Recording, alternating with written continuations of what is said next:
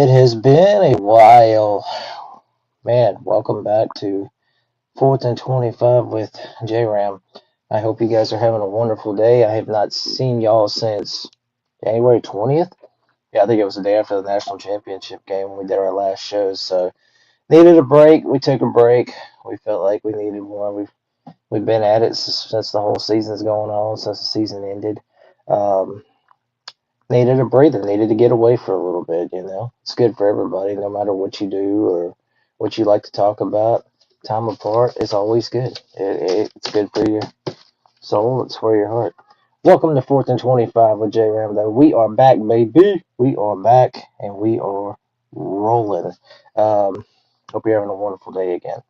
All right, so we got a lot to talk about, as evident by the stack of papers. We've got a lot to talk about. Welcome in. All right, so on today's show, we are going to talk about the portal classes. We'll just kind of break that down a little bit and look at some rankings and talk about a couple of teams and some news, some notes, and we'll start our games of the year part and look back on some of the best games of 2025. So appreciate y'all checking in with us. Welcome in. All right, so transfer portal closed.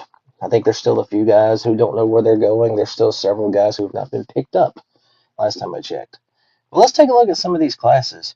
We're going to start with, that's 247. Let me find ESPN's real quick. I got to find the ESPN class. I just had it.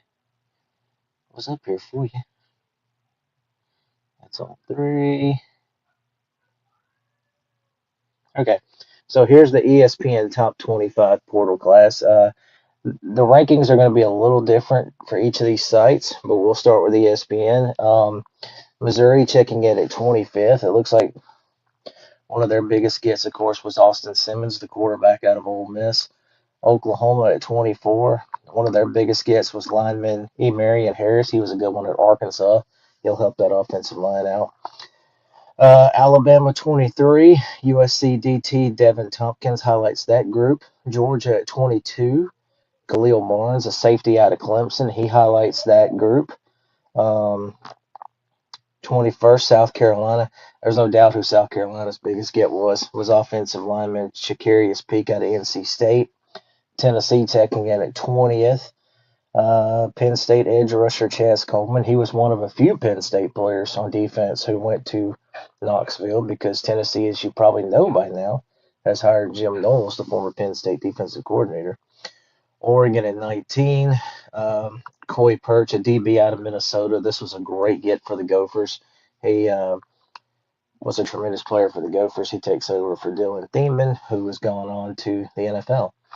Cal, this was a big surprise. California, what a good class for their first year head coach Tosh Lapoy, highlighted by Ohio receiver Chaz Hendricks to help their offense. Remember, Cal's got a good little quarterback. They just said they're trying to build a nucleus around him. Of course, Colorado checking in at 17. DeAndre Moore Jr., the receiver at Texas, highlights their group. Louisville at 16. Another receiver, Vandy's Trey Richardson. He's on his way to Louisville. Notre Dame at 15 in this ranking with Ohio State receiver Quincy Porter, one of their top gets. 14, Virginia Tech, really good group, highlight by James Franklin. He gets highlighted by Duke receiver Keyshawn Brown. Oklahoma State at 13. It was kind of expected they were going to be high because they got like 50 something commitments. I mean, this is pretty much a whole new team, and they've got like 20 something, I think 15 players from North Texas that are going to Oklahoma State with Eric Morris. Highlighted by running back Caleb Hawkins out of North Texas, of course. Dude tore up college football last year. Phenomenal freshman year as a running back. He is a tremendous running back. Arizona State at 12. Looks like they're highlighted by a Marion Miller, a receiver from Colorado. Auburn at 11. Obviously, Byron Brown, the South Florida quarterback. He's at the top of the heap for that list, coming in from with Alex Golesh, their new coach. Texas A&M at 10. Isaiah Horton, Alabama wide receiver. He is A&M's highlight. Michigan at 9th, kind of led by John Henry Daly, the Utah defensive end. Kentucky at 8th. This was a really big surprise. Kentucky at 8, highlighted by offensive tackle Lance Hurd out of Tennessee. Ole Miss at 7, highlighted by safety Edwin Joseph of Florida State. Penn State at 6, highlighted by, of course, quarterback Rocco Beck of Iowa State. Penn State's got like 18 players coming from Iowa State with their new coach, Matt Campbell. Ohio State at 5th, highlighted by Alabama linebacker Q Rasol. Texas at 4, highlighted by Cam Coleman, an Auburn receiver. Another receiver at 3 with Indiana, whose class is 3rd, highlighted by Nick Marsh, a tremendously good talent from Michigan State. Texas Tech at 2, highlighted by, of course, their new quarterback, Brendan Sorsby from Cincinnati. And number 1 on the ESPN class is, of course, LSU, highlighted by Sam Leavitt, QB from Arizona State. So that is the ESPN Top 25. All right, next up, we'll look at another ranking here for you. We'll go to the 247 Sports Rankings. We'll take a look at their class. Here we go. All right, so their rankings obviously are a little bit different than what you just seen for ESPN. Different formula, different format. So let's see. We're gonna do their top. Let me make sure I do this right. I don't want to give you all the wrong thing. Yeah, here we go. We're gonna start with their G5 best at the middle of the screen right there. South Florida was 53rd in these rankings with 41 commitments. Washington State was 65th with 28. Memphis at 66. North Texas at 67. And then getting into the top 30, you got USC's class checking in at 30th. Arkansas is at 29th. They, of course, picked up 40 players with a new coach. Georgia Tech, good class, 28th. Florida 27th. Florida State 26th. Oregon 25th. My apologies. We've got Missouri at 24, Colorado at 23, South Carolina 22, Tennessee 21, Oklahoma at 20, Virginia Tech 19, Louisville 18. Now, see, these rankings are obviously, again, very different. Alabama is 17 in their rankings. And then Michigan checks in at 16 after being in the top 10 on the ESPN list. Arizona State at 15, Cal is 14, Auburn at 13, Texas A&M 12, Notre Dame 11, Kentucky at number 10, Texas Tech at 9, Indiana all the way down at 8, Oklahoma State at 7 in this ranking, Penn State 6, Ohio State at 5, Miami's class, which was not even on the ESPN Top 25, is number 4 on this ranking. Texas is 3rd, Ole Miss is 2nd, and LSU, of course, the number 1 class here with 29 commitments, including 3 5-stars, 11 4-stars, 26 3-stars. Lane Kiffin doing his thing in the Bayou now. Trust me, as an Ole Miss fan, it pains me to talk about it, but it is what it is. That's how it goes. All right, next up, kind of maneuvering our way back here just a little bit. Here is the G5 worst class, UL Lafayette, as of now, only 5 commitments. That's rough. All right. Their Power 4 worst classes, the lowest. Clemson was 5th, only 9 commitments. Rutgers 4th at 13. Pittsburgh checking in at 3. Pitt had 21 players leave and only 16 coming in. Clemson had 13 leave with 9 coming in, but Clemson will be fine. They're still pretty talented. They put an emphasis on high school recruiting. Maryland, number 2, 10 commitments but lost 16. And then Stanford at number 1, only 7 commits and 11 players left. So that is a look at those guys. All right, so next up, let's take a look at the On3 recruiting rankings. Now, this is obviously going to be a very much different format. They use a point system to determine if their teams lost talent or got stronger or got weaker heading into next season. So we're going to start with, sorry, that's not the picture I was on. Okay, so here's the On3 Sports bottom 10. These are the 10 teams they think that got less talented, I guess you could say, through the portal. Iowa State, obviously, 48 players are coming in, but they lost 54. Coaching change, Matt Campbell leaving, no surprise. they got gutted. Probably going to be a really rough year this fall in Ames, Iowa. Utah checks in at 69, another coaching change.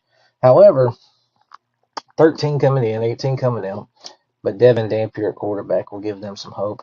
Michigan, 18 coming in, 27 leaving. Obviously, another coaching change with Kyle Whittingham, but Michigan will be fine, I think. Pitt, 67th. They had more going out than coming in. That's going to be a team that could hurt. Auburn, I'm very surprised here to see them this low, but again, I guess it's a talent evaluation. 39 coming in, 36 going out.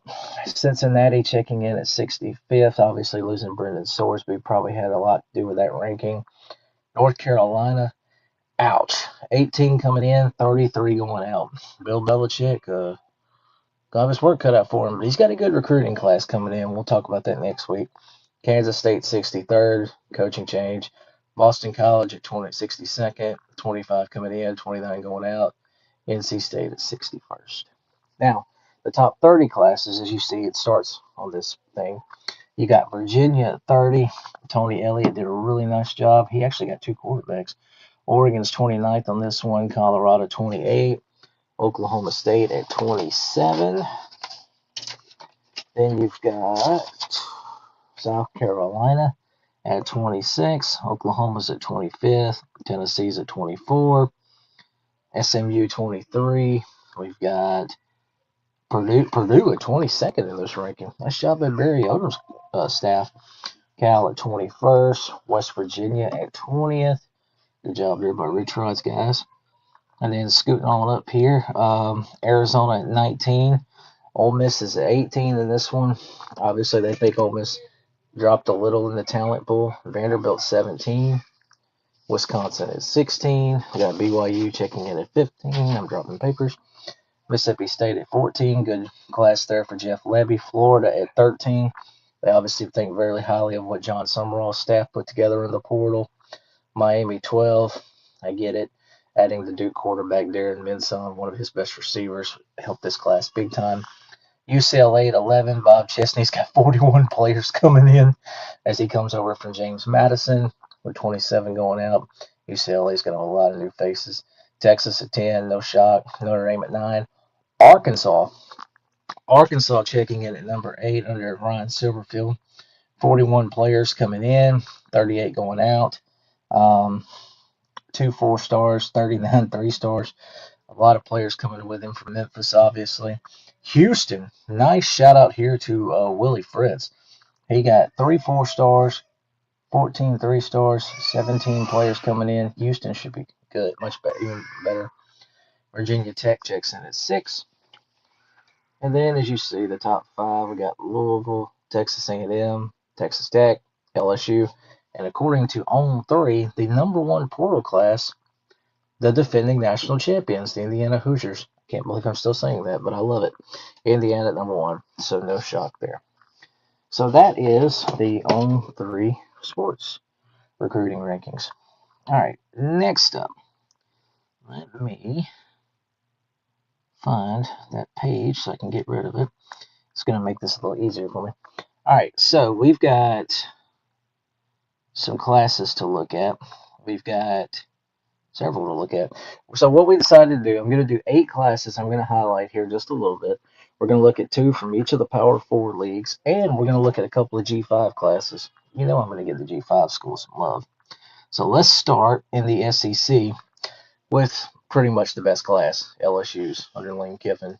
247 ranked, number 1, number 2 in the On3 rankings, number 1 on the ESPN rankings. There are some of his biggest gets. Sam Levitt from Arizona State at quarterback. He'll be his new QB of the next year. Threw for 34 touchdowns, 9 interceptions, 10 rushing touchdowns in 2024 and 2025. His season in 2025 was obviously cut short because of an injury. Led Arizona State to the Big 12 championship in 2024 and the college football playoff. Again, had a good year going last year, but unfortunately it was derailed because of an injury. If he stays healthy, though, Lane Kiffin and Charlie Watts have got a good quarterback to lead that offense. Then you see Jordan Seaton at offensive tackle. He's coming over from Colorado. Really good football player. Terry Walker. Hey Terry, just talking a little bit about some of these transfer portal classes. Nothing major. We just kind of putting a final nail on the portal. We're talking about LSU's class right here. Jordan Seaton, offensive tackle from Colorado. He was the number 4 transfer prospect, number 1 tackle, very athletic. Number 13 high school prospect when he came out. He was an All Big 12 performer as a sophomore. Only allowed 3 pressures, 0 sacks. 2-year starter for the Buffaloes. A couple other players. Edge rusher Prince Will. I'm gonna butcher this guy's name. Oh crap, man! Oh yeah, I can try to pull UCLA's up. It just might take me a minute. Yeah, we'll talk about those just a little bit here in a minute. Prince Will Umanmielen. I hope I said that right. I can't say his name. Edge rusher from Ole Miss. That's a painful one for me to talk about, but it is what it is. He was a really good high school guy. 40 pressures at Ole Miss, third in that conference last year. 13 tackles for loss, 9 sacks, team high in 2024, and he was also third team All SEC. And then finally, one more, Ty Benfield, really good safety out of Boise State. Oh, thank you, appreciate that, Terry. Um, Ty Benfield, safety out of Boise State. He had a 32 game starter for the Broncos, 235 tackles in his career, 18 tackles for loss, 5 interceptions, 2 forced fumbles, 11 pass breakups, all Mountain West performer this past season. This past season alone, he had 107 tackles, 8.5 tackles for loss, and he was the defensive MVP for the Broncos in their title game in the Mountain West Championship when they beat UNLV. Okay, a couple of other gets for Lane Kiffin's group. Hudson Longstreet, another QB. He coached for USC. He's got 4 years of eligibility. So this is obviously a developmental in waiting. He's a he's the next guy up after Sam Levitt, so he'll have a year to at least sit and learn. Florida receiver Eugene Wilson, Jordan Ross, an edge rusher coming over from Tennessee. As you see, a couple of more Ole Miss players. Devin Harper on the offensive line. Winston Watkins at receiver. He'll be a good weapon. And then linebacker TJ Dottery. Let's see. Jace Brown, another receiver from Kansas State. Um, Stephon Green, I think that's how you say it. Steven Green. D lineman from Clemson. Trey Brown III, a receiver from Old Dominion. And then Fahim Delane. He is a safety coming over from Ohio State. So that's not, of course, all the players, but some of the very interesting pickups for Lane Kiffin's group. All right, next up in the SEC, we'll do one more while I get the UCLA class uploaded here. Look at Kentucky. I was very, very, very impressed with Kentucky's class. Hang on just a second. Just a second. Try to get UCLA's class up here real quick for Terry. I have 2 from the Big Ten, but I put Indiana and Michigan's in our notes. Let's see. Just a second. Okay, so Kentucky, real quick while this uploads, let's look at Kentucky's class. Very nice job by first-year coach Will Steen on trying to build his roster. 11th in the 247 rankings, 38 on the On3 rankings, 8th on the ESPN rankings. A few of his highlighting gets starting really on the offensive line. Three offensive linemen. Lance Hurd from Tennessee, great size, athleticism, ability. He was a 2-year starter, and in 2025 only allowed 20 pressures, 3.8% blown block percentage, allowed pressure only 1.7% of his snaps in pass protection. From Baylor, Colton Price, very strong, great blocker, 3-star high school prospect, but very brings a good veteran presence to the Kentucky system. And yeah, Big Ten Conference. And then Tegra Tushabola. I'm sorry, I know I'm going to butcher some of these names, but anyway, he comes over from Ohio State.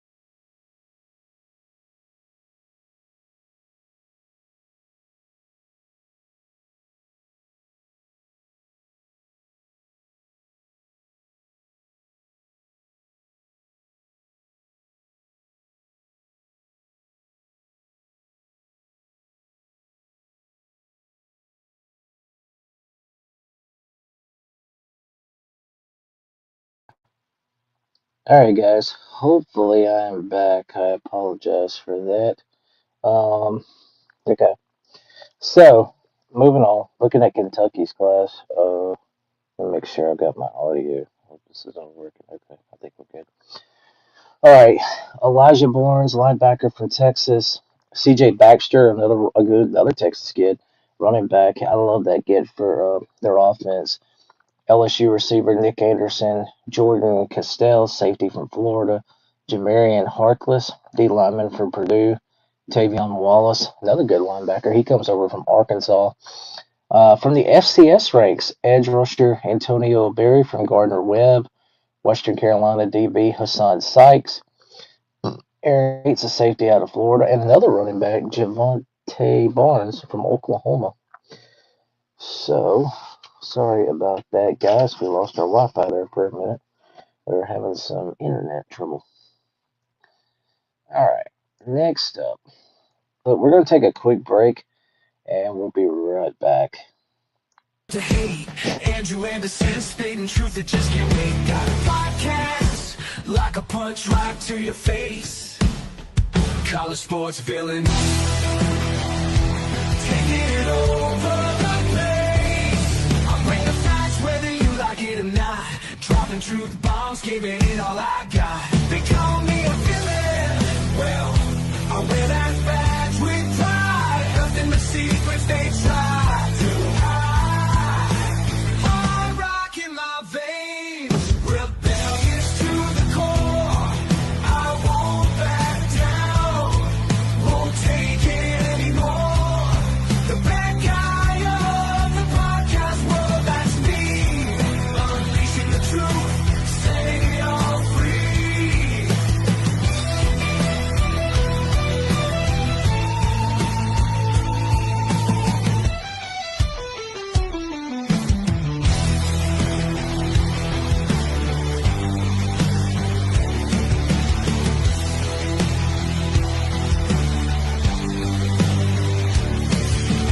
Unleashing the truth. All right, guys, we're back. Welcome back to 4th and 25 with JRAM. Sorry about the technical issues with the Wi-Fi, so we had to leave for a minute. We just wanted to make sure everything was working. Okay, so we just looked at the SEC recruiting. We just looked at portal classes. We've already broke down a couple of SEC classes. We looked at LSU and we looked at Kentucky. We're going to move over to the Big 12, and let's take a look at Texas Tech, if I can find it. There it is. Okay, let's take a look at Texas Tech, a program that always works the transfer portal really good. Texas Tech, number 9, 247 ranked. They're number 3 on the On3 rankings. ESPN rankings, number 2. Um, some of their big additions, obviously, look, this class is highlighted by Brendan Sorsby, the talented quarterback from Cincinnati. In 2 years with the Bearcats, he goes for 5,613 yards passing. He throws 45 touchdowns, 12 interceptions, runs for over 1,000 yards, 18 scores. The man had 63 touchdowns for the Bearcats. One problem is his turnovers. He had 16 turnovers. He's got to clean that up, but there's no doubt he can. Good size, arm strength, and all that mobility, all that good stuff.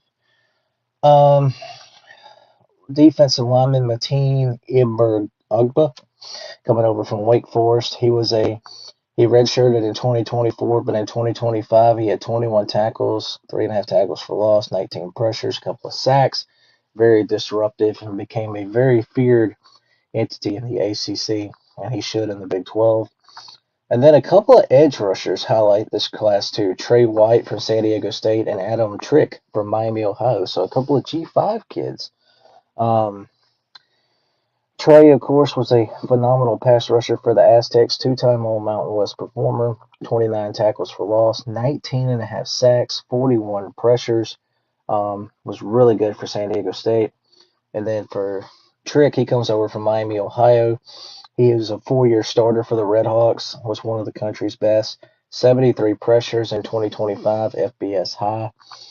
He had 59 tackles, 12.5 tackles for loss, 8.5 sacks, 1 interception. First team All-MAC. He even had 2 sacks in a game against Wisconsin. Very, very talented edge rushing. So a lot of emphasis on the D line and quarterback, of course, for the Red Raiders. Some other gets in this class, as you see on the screen. You've got Jordan Church, lineman from Louisville. Auburn receiver Malcolm Simmons coming to town. Another one, linebacker Austin Romaine. He comes from Kansas State. He was a very good player for the Cats in the Big 12. And staying in the Big 12. For UTSA, DB Davin Martin. From Liberty, Dante Lee Jr. at receiver, and Oregon State D lineman JoJo Johnson. That is just some of the players who highlight the Red Raiders class. We'll wait on Terry Walker to come back on. Hopefully he can come back on, and then we'll talk about UCLA's class when he gets back. All right, so take that one down. All right, another Big 12 class we're going to talk about real quick. Oklahoma State. It's like they almost teleported a whole team, a whole new team into Stillwater. So their class was number 7 in the 247 rankings, 27th in the On3 rankings, 13th in the ESPN rankings. Some of their big additions, all four of these top 3 players I made note of course, are coming from North Texas. Their resumes speak for themselves. Drew Mestemaker, the quarterback from UNT, follows Eric Morris, of course. Threw for 4,379 yards, 34 touchdowns, 5 rushing scores last season. Nation's leading passer, only 9 interceptions. Former walk-on. That's crazy. Former walk-on, and he comes into town and becomes the man at UNT, and now he's going to be the man in Oklahoma State.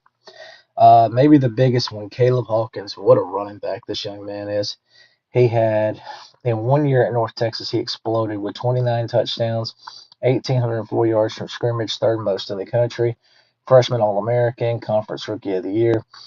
Led FBS with 63 broken tackles, and he had 983 yards rushing after contact for the Mean Green. So tremendously talented running back is Hawkins. I'm very excited to see what he does in Stillwater.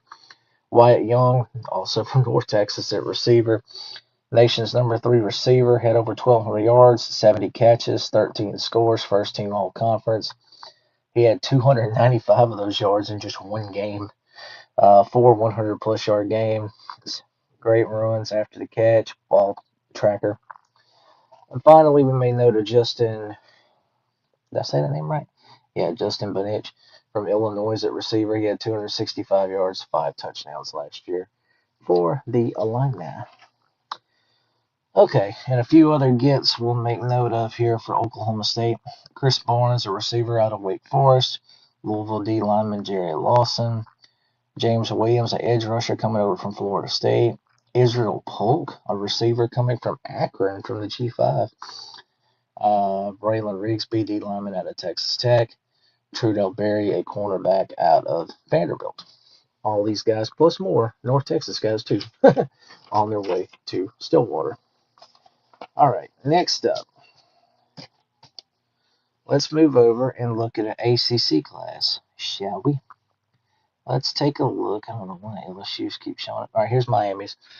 Let's take a look at the Miami Hurricanes class. Number 4 in the 247 ranking, 14th in the On3 rankings, not ranked in the ESPN rankings. Obviously, let's get the biggest highlight here. Darian Mensah, the quarterback. He's coming over from Duke. Led the Blue Devils to an ACC title last season, second team all conference. 67% completion percentage.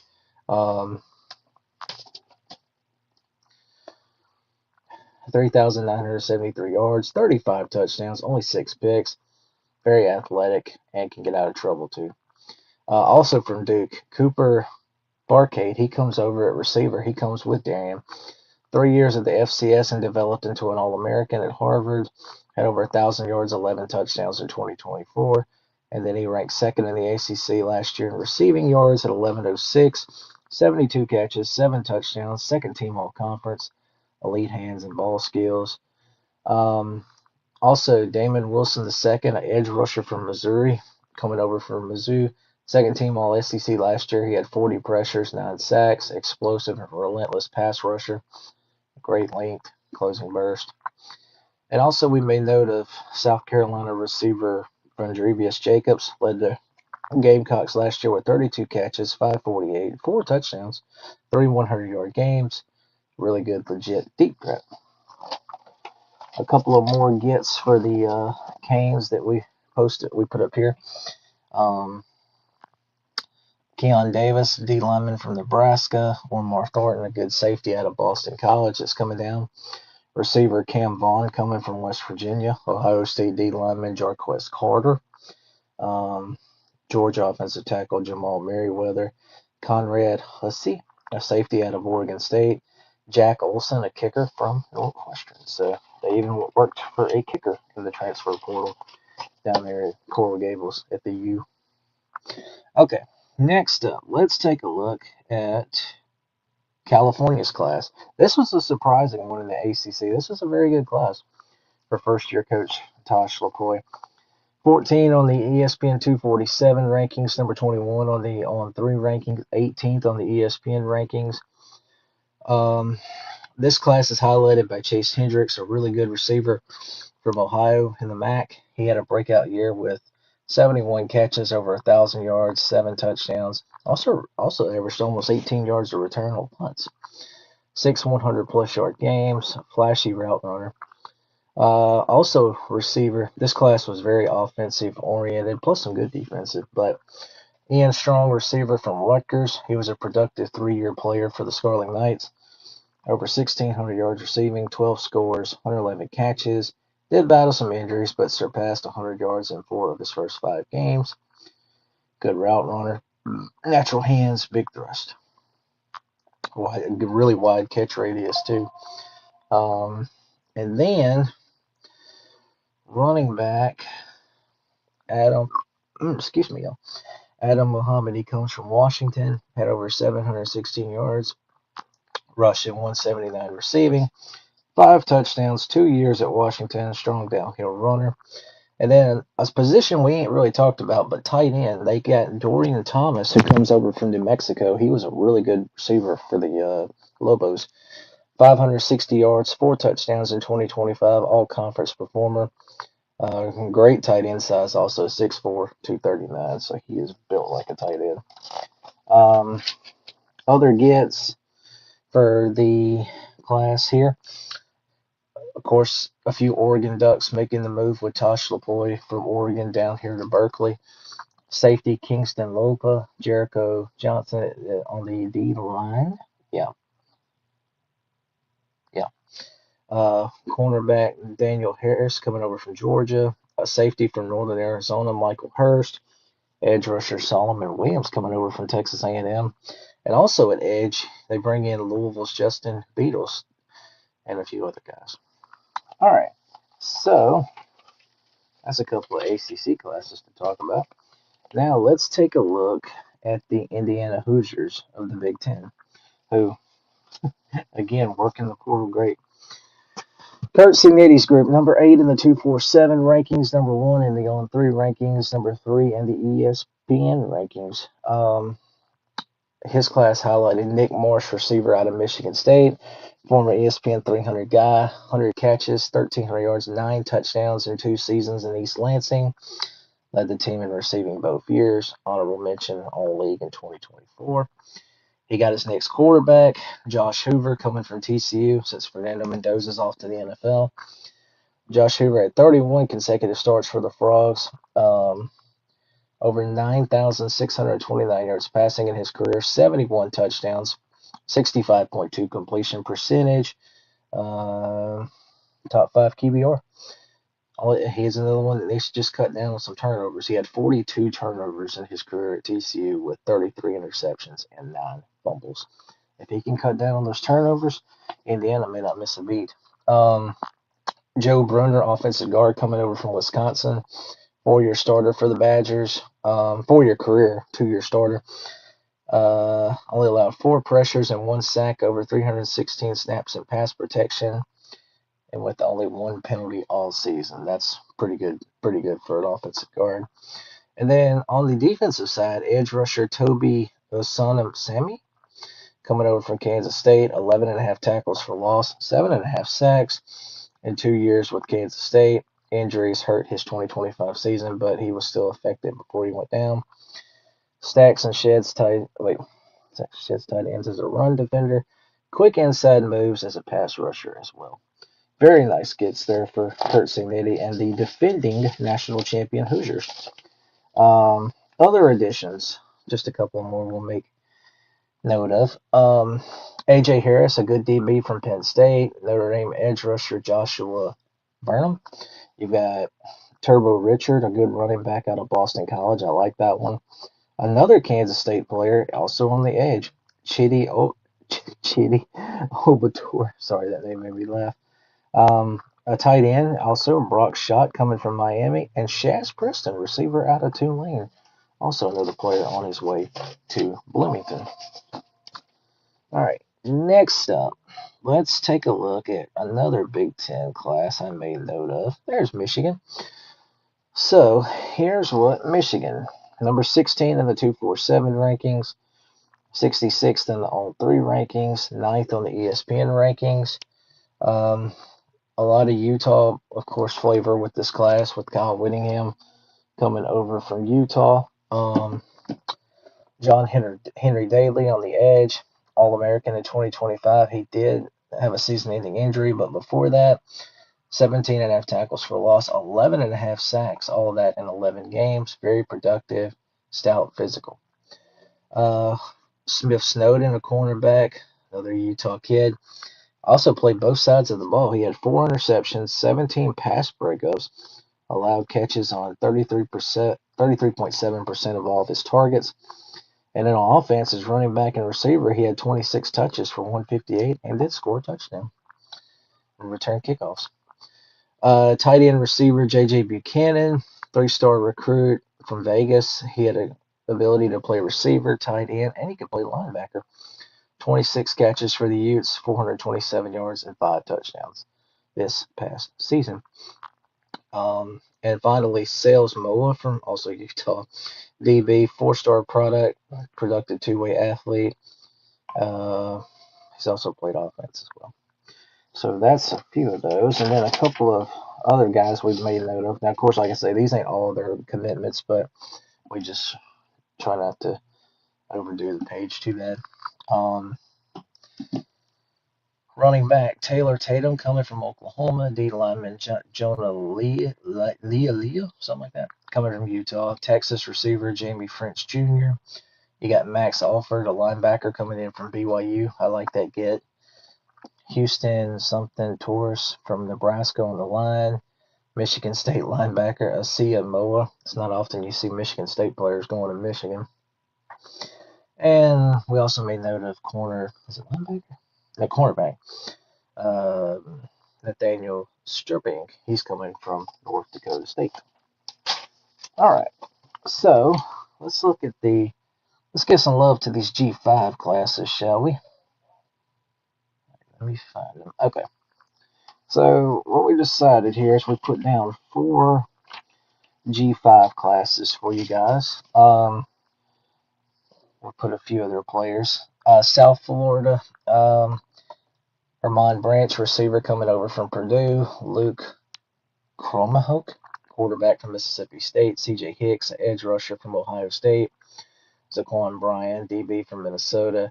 And Bryson Rogers, another Ohio State kid at receiver. Obviously, with Brian Hartline as the new head coach at South Florida, you're going to have some Buckeyes coming with him. North Texas, of course, they're coached by former West Virginia coach Neil Brown now. They needed players considering what all they lost in the portal. Jabryce Bickham, safety from Boise State. You got a quarterback in Tavian Jackson from UCF. Running back Jaheim White coming from West Virginia. I think there's a tie-in there maybe to Neil Brown. Henry Fanuku, make sure I said that right. I don't know. Offensive lineman out of Missouri. And another Missouri kid at running back, Brendan Haygood. Washington State, yes, they're a G6 school now. It pains me to say that. They bring in a few of their gets. Linus Zunk, an edge rusher from Vandy. Jack Peterson, a tight end from UCLA. Tank Hawkins, a receiver from Florida. Cornerback Jaleel Tucker, he's coming over from Oregon State. And then from Arizona, edge rusher Edowu Akunde. And then finally, Memphis, Charles Huff, the new head coach there, coming up from Hattiesburg at Southern Miss. His top get was from Southern Miss. As safety Ian Foster comes with him. From the D2 ranks, Marcus Stokes, a quarterback out of West Florida. Wow. Offensive tackle Cardi Smith coming from Colorado. Another quarterback, Aaron Nolan, coming from South Carolina to Memphis. Interesting. And running back Dallin Hayden, also coming from Colorado. All right. So, doesn't look like Hunter Walker's on now. All right, I'm sorry, I missed you, dude. Wi-Fi went out on me. Well, get these images off real quick. I did pull up UCLA's class for you. Let's see. A couple of their highlights: D lineman Tyson Ford, he comes from Cal. Safety Malik Hartford, he comes from Ohio State. From Washington, Marcus Harris, a receiver. Linebacker Sammy Omasaiho, coming from Oklahoma. Chase Berry, a punter, coming from Oklahoma State. Maxwell Roy, D lineman from Ohio State. Anthony Saka from Notre Dame at linebacker. Amir Washington, a D lineman out of Texas Tech. Jace McMillan at DB, he comes from Montana State, the FCS national champions. Daryl Dingho comes from Rutgers at D lineman. Ryan McCullough at Cal, edge rusher. Dallin Hovia, edge rusher from Utah Tech. Samaja Morgan, a Michigan receiver. From Utah, safety Teo Johnson. And then, of course, you get into more guys. A couple of his James Madison kids that came with him. J.D. Rayner at OT. Drew Spangatti at linebacker. And that's just to name a few of them. But obviously with 41 commits, I could be here all day talking about this. But that's some of the gets for the UCLA class. All right. We're going to take a quick break. And when we come back, we got some stories we're going to talk about real quick. Some news and notes. Get my thoughts on it.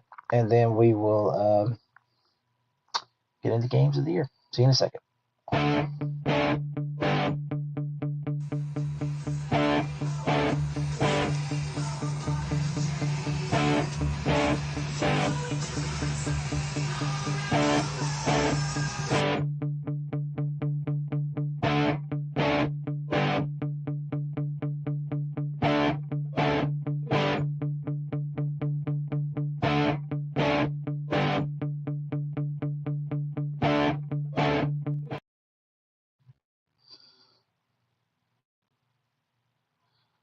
Oh.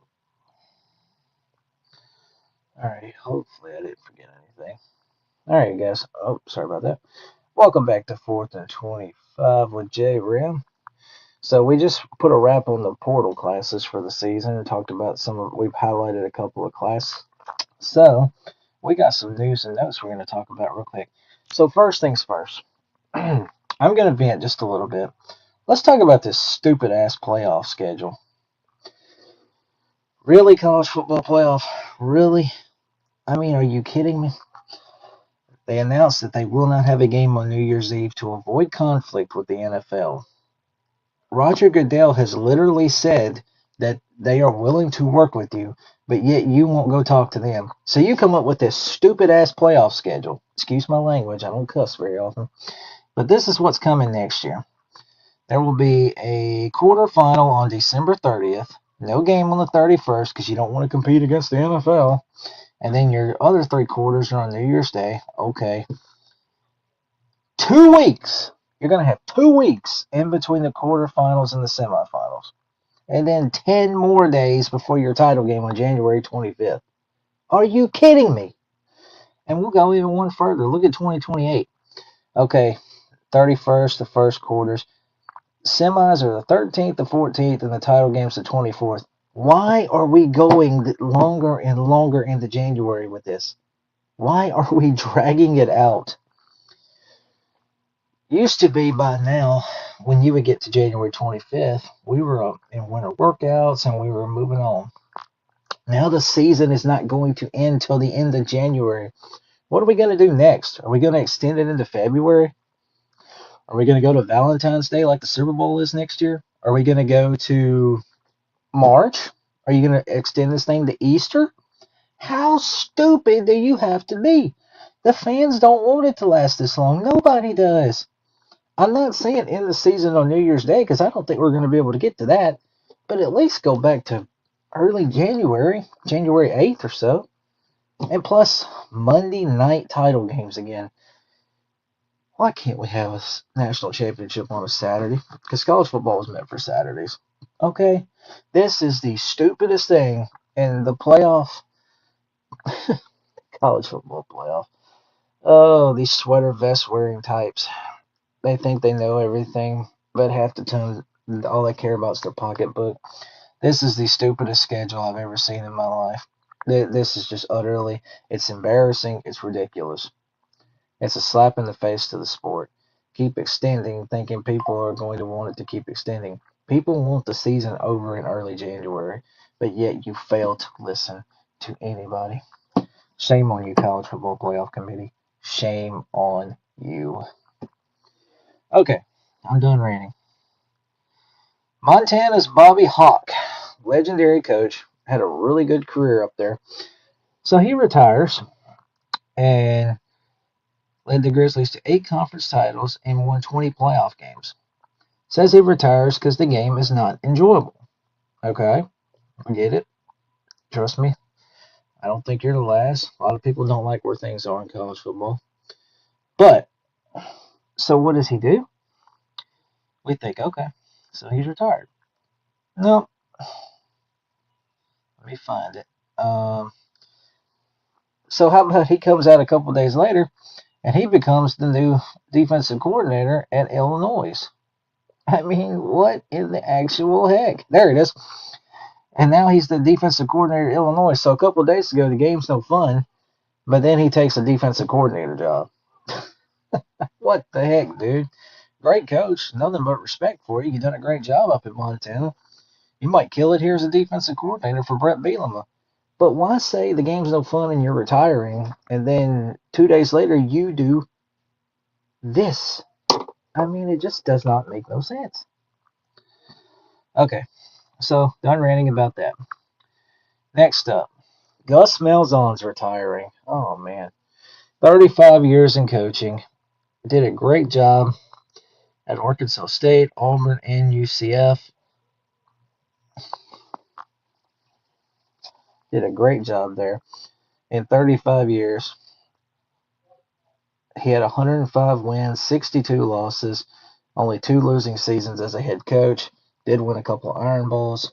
Took Auburn to the national championship game in 2013. In 8 years with Auburn, he was 63 and 35, 2 SEC West titles, 2013 national championship appearances. Did a good job at UCF. Did a good job briefly at Arkansas State.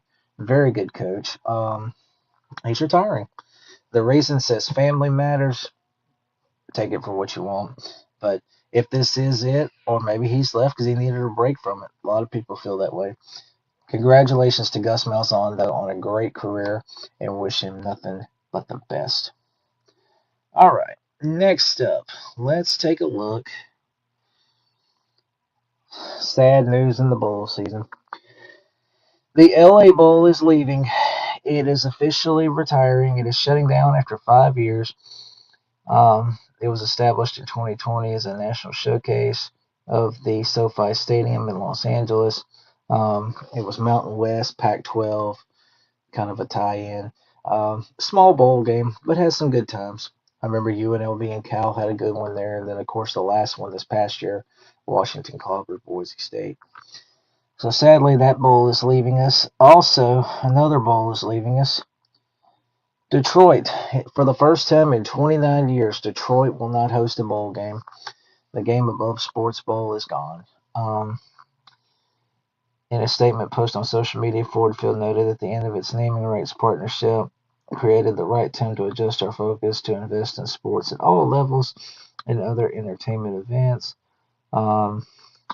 This bowl for a long time, of course, was called the Motor City Bowl. It was also called the Little Caesars Pizza Bowl, the Motorcraft Quick Lane Bowl, and obviously the Game Above Sports Bowl these last couple of years. Sad to see it go, though. So that's 2 bowl games we've lost. Will we lose more? Time will tell, I guess. Sad to see it go, though. I remember when Ole Miss played in the Motor City Bowl in the late 90s. I want to say, was it the 2000 or 99? No. It was 97. Yeah, it was the 97 edition, and they beat Marshall.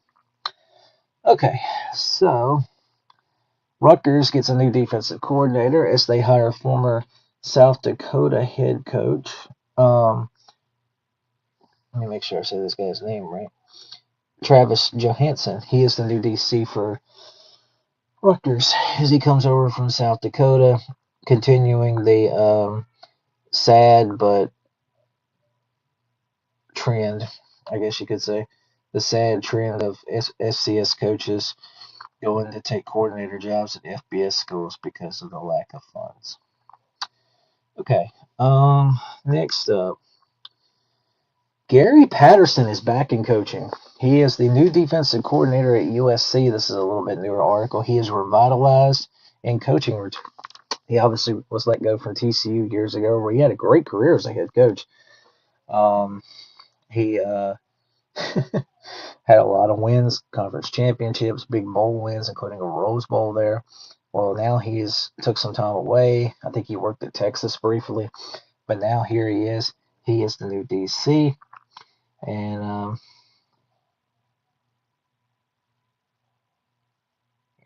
he'll be the new DC with the task of continuing to try to build USC's defense back up. Okay, former Colorado State head coach Jay Norvell is back in the business. He is on Iowa's staff. He is an offensive analyst for Kirk Ferentz and the Hawkeyes. Oh crap, sorry. Yeah, here. Oh, this is from the South Dakota State. The move by Johansson continues a trend of lower division head coaches taking coordinator jobs at top levels, a product of financial disparity between the sports levels. All right. Louisiana Tech head coach Sonny Cumbie gets a new deal. Congratulations to him. He has agreed to a new contract with the school. It reduces his salary, but a portion of it will go to player enhanced benefits to help their program.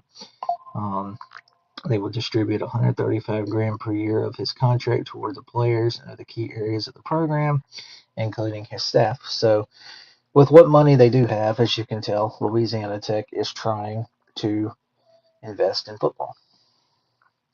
Okay, next up, Tennessee quarterback Joey Aguilar had his had his hearing yesterday in Knox County, and was on Friday, and his lawsuit against the NCAA as he seeks another year of eligibility after he was denied and said he couldn't play. Um, the preliminary injunction hearing in the Knox County something court after he was granted a temporary restraining order last week while the case proceeded. His Chancellor Christopher Haggerty, who issued the restraining order, said he would make a ruling in the near future. He filed it earlier this year arguing he should be allowed a fourth year rather than having the years he spent in JUCO counted against his eligibility. They tried to count his JUCO years against him. So we'll see what happens there. Okay, the other one, and I'm trying not to be biased, but I'm happy, but I also get why there's people pushing back on this. Trinidad Chambliss does get another year. He has been granted an injunction for the 2026 season. He will be back to play for Ole Miss. The judge in the Calhoun County Court approved of it. He was granted the extra year by a state court judge who issued an injunction that paves the way for him to play. This was announced on Thursday. So as an Ole Miss fan, super excited that Trinidad's going to get one more year to play with our guys. He'll be back. Hopefully he can have one more great year to remember. I know there's a lot of people not happy about this because the NCAA continues to constantly lose lawsuit after lawsuit after lawsuit, but what can you do? Okay. But yeah, then you get this. Montana linebacker Solomon Tuipulotu gets a ninth year of eligibility by the NCAA. So some players, you won't give them a fifth year, but you're giving these guys ninth years? Really? So NCAA, this makes you look very hypocritical, in my opinion. I mean, there's different stories, different reasons behind everything, but how you gonna give some guys 9 years, but you can't give other guys 5 years? We're going to get to a point where 26-year-olds are on the field playing college football against 18-year-olds. Might as well get ready for it. Okay, and our final news story. Holy cow, I did not see this coming. I kind of thought about it in my mind as just a fan, but it's happening. North Dakota State is on the move. The Bison are coming to the FBS level. They will join the Mountain West Conference in football only. This fall, the Bison will join Air Force, Hawaii, Nevada, New Mexico, Northern Illinois, San Jose State, UNLV, UTEP, and Wyoming to complete a 10-team conference. Now, with the stupid NCAA transition rules, which are plumb stupid, the Bison are not eligible to play for the Mountain West Championship or a bowl game for 2 years. Now, if there's not enough 6-win teams to fill the postseason spots, then they can go. But anyway, North Dakota State is actually leaving the FCS. Kind of sad, but as much as they've been down there dominating, maybe they were ready for something new and plus the money.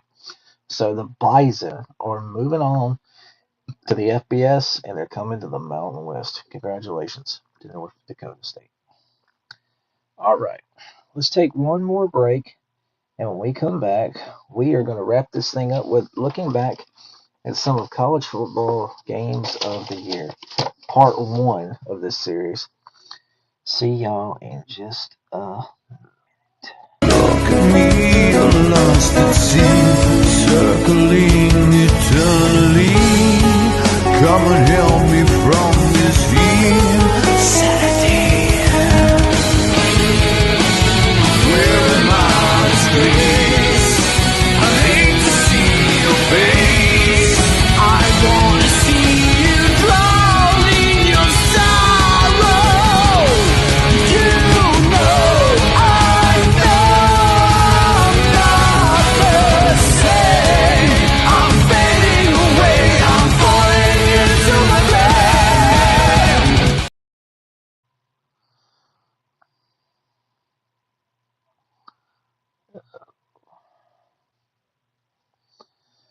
All right. Okay. Sorry, guys. Welcome back to 4th and 25 with J Ram. Hope you guys have enjoyed the show today. All right. So our final topic before we get into our non-football topic. So we're going to start part 1 of the series for the next couple of weeks. Just looking back on games of the year, just for fun, kind of relinquishing on them. So here's part 1. Let's look at some of these good games I made note of. September 13th, who remembers Texas A&M and Notre Dame? A botched snap on an extra point cost Notre Dame. Notre Dame running back Jeremiah Love scores a 12-yard score to give them a 6-point lead, but then Texas A&M scores the winning touchdown with 19 seconds left, giving the Aggies the win. That was a fun game. November 8th, Penn State 27, Indiana 27, Penn State 24. I apologize. Who remembers that insane catch that Omar Cooper caught for the Hoosiers to win that football game? That was a great game. October 4th, of course, UCLA beating Penn State 42-37, kind of starting the downward spiral of Penn State, if you will. Probably the biggest upset of the year, maybe in the Power Four, because UCLA was a 24.5-point underdog, and the week before, UCLA fired their head coach and both their coordinators. Little Neuheisel gets a big win, and UCLA is coming off of a humiliating loss to New Mexico, I might add, by the way, and they win that game. All right, and then let's see, Arizona State, Mississippi State. This game was September 6th. This was a fun game. Mississippi State scores a winning touchdown in the final seconds to win it 24-20. And by the way, before I forget, this is regular season and conference title games because, we look back on bowl season already. We did that on the national championship show back on the 19th. So this is just regular season. Labor Day weekend, the Sunday night game, Miami 27, Notre Dame 24 on August 31st. This was a heck of a game. Miami jumped out 21-7 at the half. Notre Dame roars back. A costly pass interference by Notre Dame, though, set up the 47-yard field goal to win it for the Canes. All right, next up, November 22nd. Who remembers Utah and Kansas State? This was crazy. 51-47. Utah won the game. Scoring galore. They they traded scores for 25 minutes. A 10-0 run by Kansas State, 14-0 run by Utah, 16-0 run by Kansas State. Devin Dampier scores a touchdown, and then Lander Bolton makes a pick to seal the win for the Utes. That was a great game. And then look right there, Texas A&M 31, South Carolina 30, November 15th. Insane choke. And I'm sorry, but insane choke by the Gamecocks. What a comeback win for the Aggies. Marcel Reed had two totally different halves. First half, he goes 6 of 19, throws two interceptions, gets sacked twice, fumbles once, and South Carolina scores on. Second half, 16 of 20, 298, three touchdown passes, and the Aggies survived. Georgia 44, Tennessee 41. That was September 13th. That was a great game that the Dogs prevailed. December 6th, Duke 27, Virginia 20. That was the ACC championship that propelled Duke to the ACC title. Yeah. Other games of note, let's see. Look right there, November 1st, Duke 46, Clemson 45. That was really where the downward spiral of Clemson began. Oregon 30, Penn State 24, September 27th, in two overtimes. That was a heck of a game. Oregon won a thriller. And then you look up there and you see September 26th, also a couple of overtimes. Virginia 46, Florida State 38. That was where Florida State season really started to unravel. Memphis 32, Arkansas 31. That was September 20th. That was a phenomenal game. Bad loss by Arkansas. And then December 6th, the Big Ten Championship. Indiana 13, Ohio State 10. I think that's where everybody really started to realize Indiana can win the whole thing. September 13th, Ole Miss 41, Arkansas 35. Hogs had every chance to win that game, but they blew it. Little G5 love, November 11th, Kent State 42, Akron 35. The battle for the wagon wheel went to OT. That was a great game.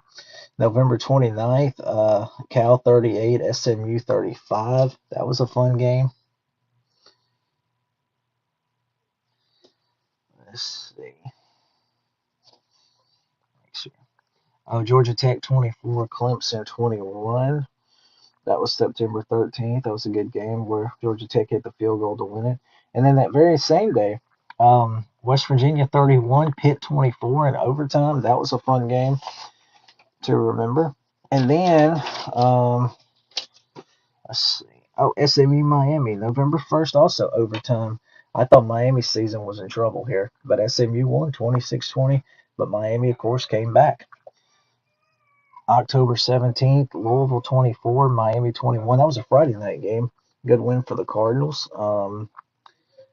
October 25th, Alabama 29, South Carolina 22. Bama had to hang on, but they did. UNLV 51, Air Force 48, October 11th. That was a wild scoring fest. September 6th, Baylor 48, SMU 45, two overtimes. Tough loss there for the Mustangs. Good win for Baylor. Honorable mention, though. Oh, and one more. Yeah, honorable mention. Let me pull it up here real quick. There it is. January 5th, the FCS National Championship. Montana State 35, Illinois State 34. That game was crazy. A missed extra point haunts the Redbirds. That was wild. All right.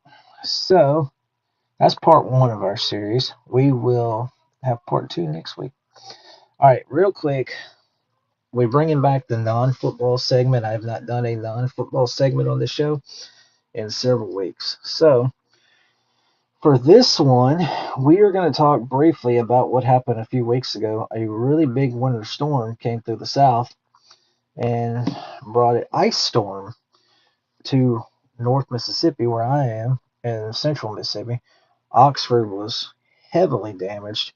Well, several people lost power. Some I don't think still have power.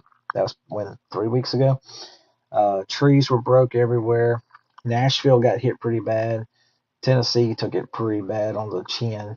We took it on the chin up here. Arkansas took it. There was snow, but we hit ice where I'm at.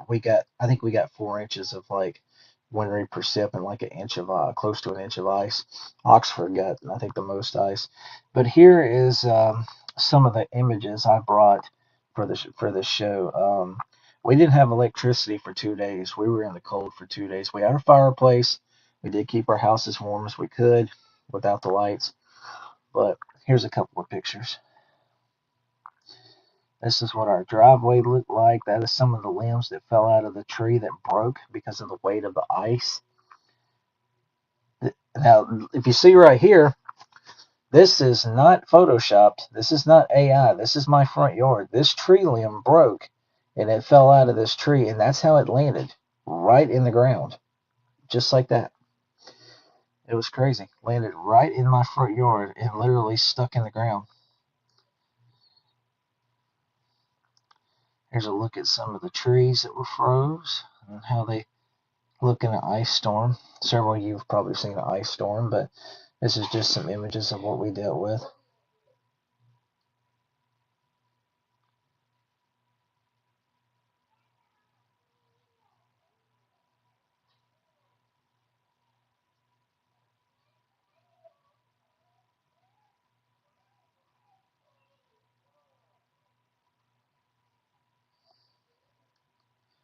But that is what the ice storm of 2026 did here. It really picked up Saturday night when a lot of winter weather came through here. It was freezing rain, sleet, and believe it or not, it was actually lightning and thundering.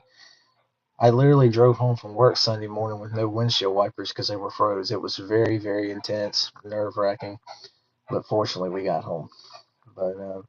But yeah, that is just some images of the 2026 ice storm that hit our area. All right, guys. Well, great show today. It's good to be back. Um, I hope y'all have enjoyed it.